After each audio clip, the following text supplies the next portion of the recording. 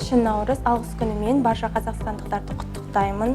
Барлығымызға тек бірлік, татулық, ынтымақ тілеймін, денсаулық тілеймін. Барлығымыз бірге бір аспанның астында Қазақстанда тату өмір сүре берейік деймін. Я очень рад, что я живу в Казахстане,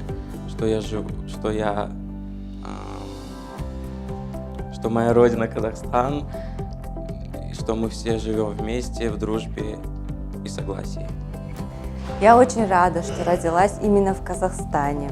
Я очень люблю эту страну, так как она является многонациональной. Благодарю свою страну, благодарю казахский народ, что так душевно к нам относятся, что так нас любят и принимают. Я поздравляю всех с праздником, с Днем Благодарности.